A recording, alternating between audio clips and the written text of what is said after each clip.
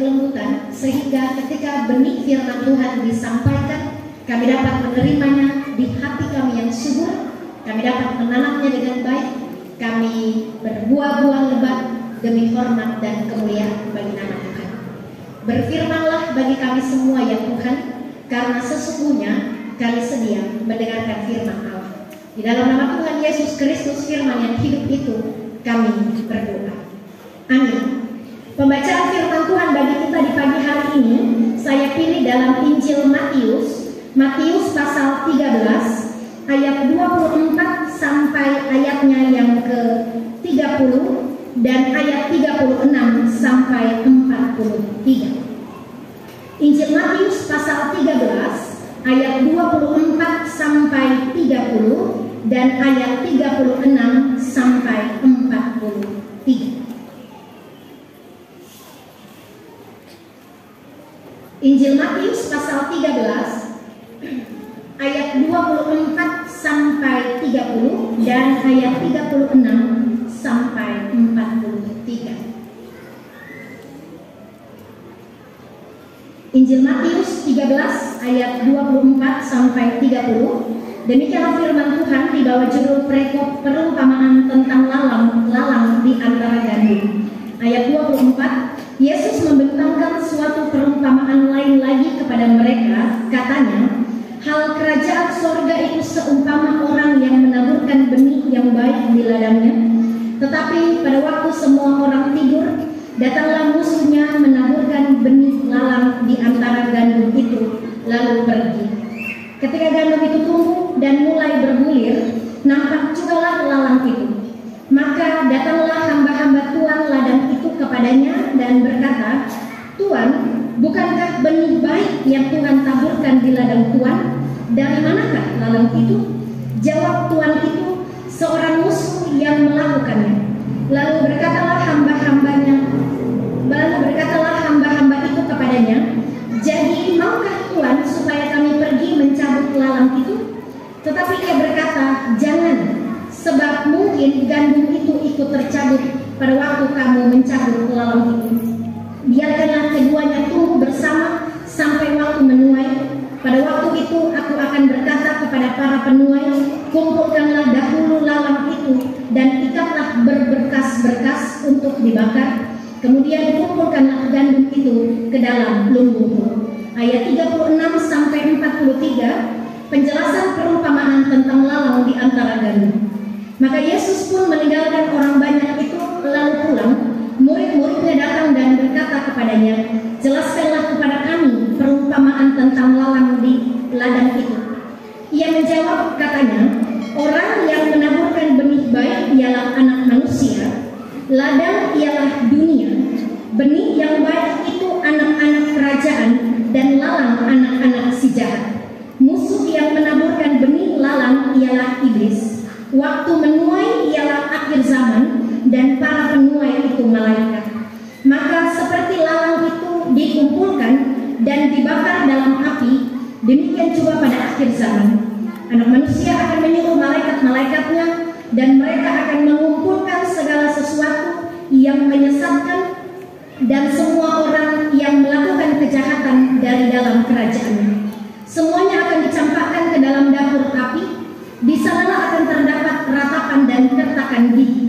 Pada waktu itulah orang-orang benar akan bercahaya seperti matahari dalam kerajaan Bapa mereka. Siapa bertelinga, hendaklah ia mendengar.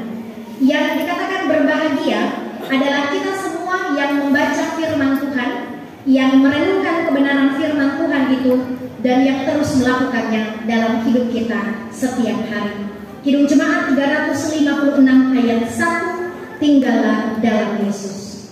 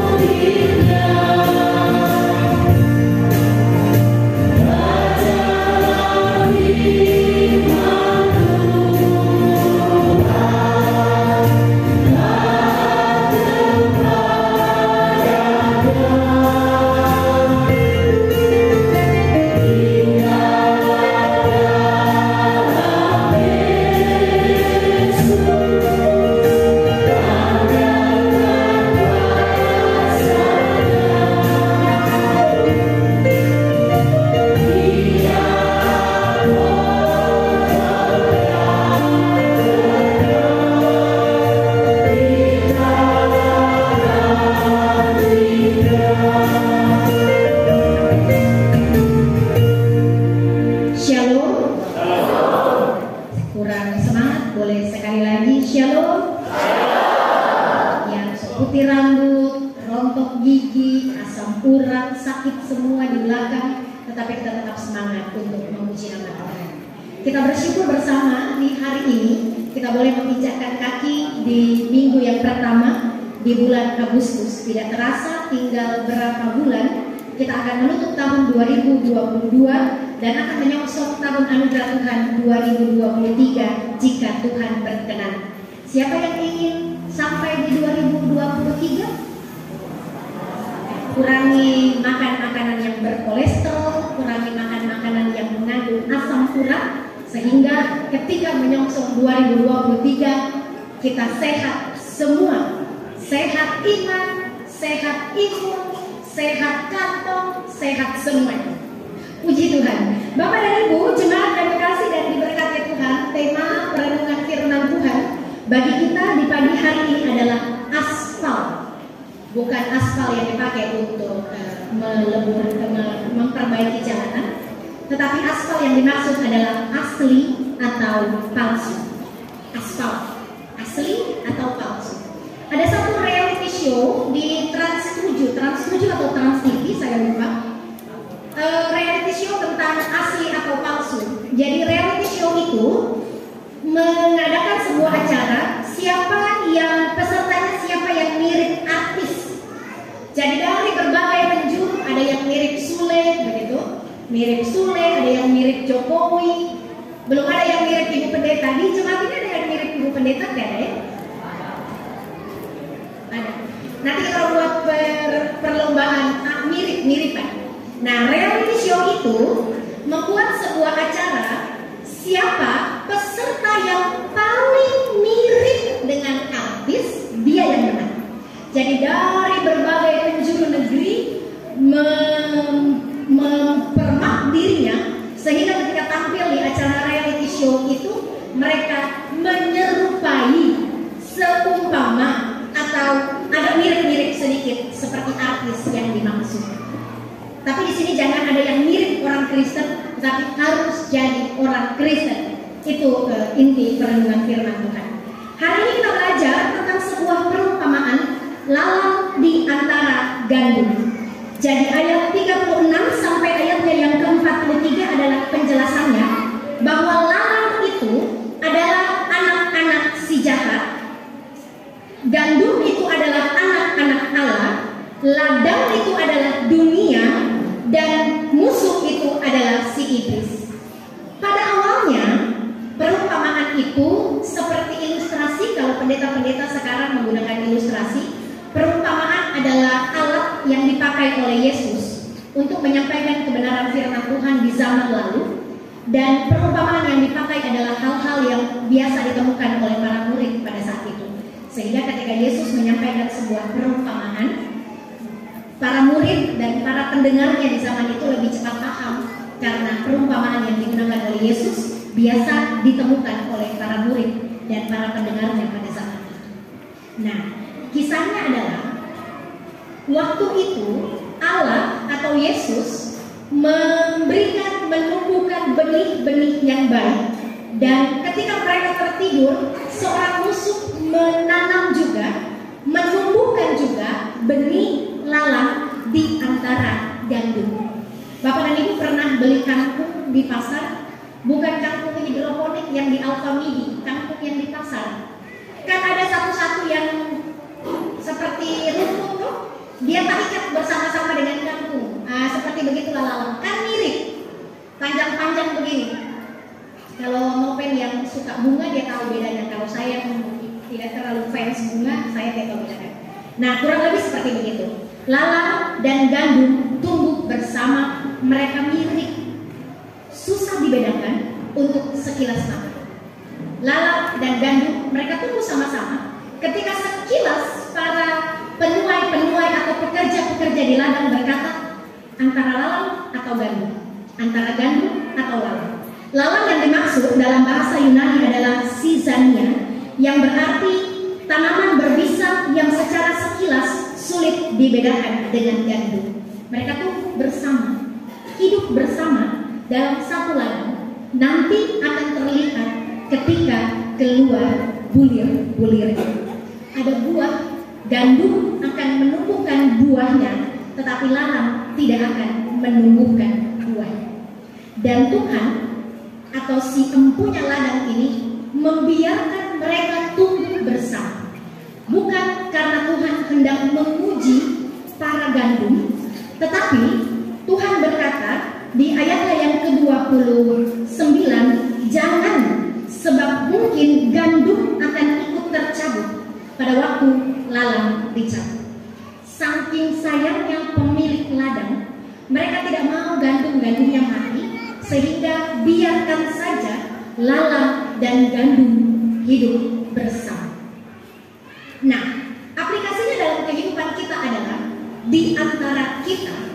Pesan firman Tuhan hari ini, kita bukan hendak berkata songana itu gandum, songana itu lalang, kita kok gandum. Bukan itu maknanya, bukan itu tujuan khotbah ini. Bukan untuk menuju songana kok itu lalang tuh memang sikap tarak betul ngape gaya macam lalang, bukan begitu. So kita kok itu gandum, ya kita ini bertumbuh dengan baik, bukan begitu. Tetapi kita hendak mengoreksi diri. Kalau Bapak dan Ibu merasa aspal, antara asli tapi palsu, antara palsu tapi asli, Bapak dan Ibu merasa lalang hari ini, maka kita bertobat. Dan Bapak Ibu yang merasa gandum hari ini, jangan sombong iman, karena gandum kalau tidak kuat akarnya tetap akan tercabut dan dikumpulkan dalam dapur api yang menyala-nyala. Akhirnya akan terlihat ketika musim menuai atau akhir zaman, akan terlihat siapa yang betul-betul berbuah seperti gandum akan dikumpulkan masuk ke dalam lumbung Allah atau kerajaan surga, dan siapa yang pura-pura seperti gandum padahal adalah lalang, mereka akan dikumpulkan dan dibakar ke dalam lautan api yang menyala-nyala. Charles Hutagalu, kayaknya orang Batak semua pintar menyanyi. Charles Hutagalu berkata, semua bisa bilang cinta. Dan hari ini saya berkata, semua bisa bilang saya orang Kristen. Tetapi benar-benarkah saudara gandum atau benar-benarkah saudara lalang? Gandum dan lalang akan terlihat dari bagaimana dia bertumbuh. Ciri-ciri gandum yang sehat yang pertama adalah dia berbuah. Itu saja ciri-ciri. Gandum yang sehat dengan lalang yang sehat sama-sama sehat, tetapi bedanya gandum berbuah, lalang tidak berbuah. Saya ingat pertama kali saya masuk atau 2 minggu setelah saya ditempatkan di sini, saya bertanya kepada Bapak dan Ibu, ada 9 buah roh. Sampai hari ini sudahkah kita punya 9-9-nya?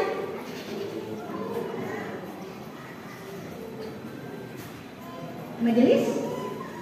Atau hilang dari 9? Kalau ketambah puji Tuhan, kalau kurang 7? 5? 4? 3? 2? 1? Habis. Berarti Bapak dan Ibu, kita orang semua lalang. Aduh, bahaya. Itu yang menjadi pesan firman Tuhan hari ini adalah gandum terlihat dari buahnya. Kalau kita berbuah nasi, maka kita gandum sejati. Pura-pura di jemaat, di klasis, di sinode, bahkan di dunia ini orang-orang Kristen ada yang palsu. Pura-pura jadi orang Kristen, padahal dia tidak sungguh-sungguh jadi orang Kristen. Kita diajar, kita dituntut, kita diarahkan oleh pembacaan firman Tuhan hari ini, jangan terus-terus menjadi lalang. Akhir kehidupan lalang adalah mereka dibuang dalam lautan api. Mari berjuang menjadi gandum-gandum yang hidup. Mari berjuang untuk berbuah-buah lebat demi kemuliaan nama Tuhan. Mari berjuang untuk menunjukkan keaslian iman kita, sehingga iman kita betul-betul menjadi kemuliaan bagi nama Tuhan dan menjadi berkat bagi banyak orang. Untuk orang tua dan orang tua saksi, tadi malam saya sampaikan bahwa kebanyakan orang tua dan orang tua saksi ada yang asli, ada yang palsu. Ini Bapak dan Ibu, saya juga punya anak sarani. rata-rata atau kebanyakan orang tua asli adalah mereka yang ikut serta mendidik, membimbing, mengarahkan, membina anak-anak kita. Itu orang tua saksi yang asli. Orang tua saksi yang palsu adalah mereka yang jadi sinterklas pada saat Natal dan menjadi badut pada saat ulang tahun. Itu saja tugasnya. Itu orang tua saksi palsu. Sehingga orang tua dan orang tua saksi tidak ada perbedaan pertanyaan. Satu kali ditanya, orang tua dan orang tua saksi apakah jawab? Sehingga tanggung jawab dari orang tua dan orang tua saksi itu sama. Tidak ada perbedaan pertanyaan, tidak ada perbedaan tanggung jawab. Jadi orang tua dari Cio tidak boleh marah ketika Cio ditegur oleh orang tua saksinya, karena itu adalah mamanya juga. Orang tua saksi pun tidak boleh membiarkan Cio tumbuh begitu saja, karena mereka adalah anak-anak kita. Jadi orang Kristen, jadi orang tua saksi, bapak dan ibu yang berperan sebagai sinterklas dan badut untuk anak saksi kita, anak sarani kita, berarti bapak dan ibu orang tua saksi yang palsu. Orang tua saksi yang asli adalah ikut serta menumbuh kembangkan iman pengenalan yang benar terhadap anak-anak kita.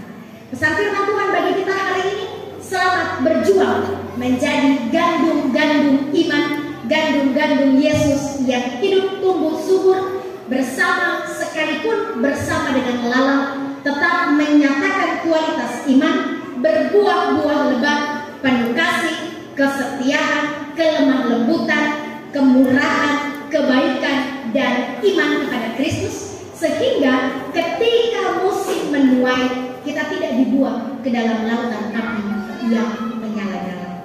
Terpujilah Kristus dengan firman-Nya. Amin.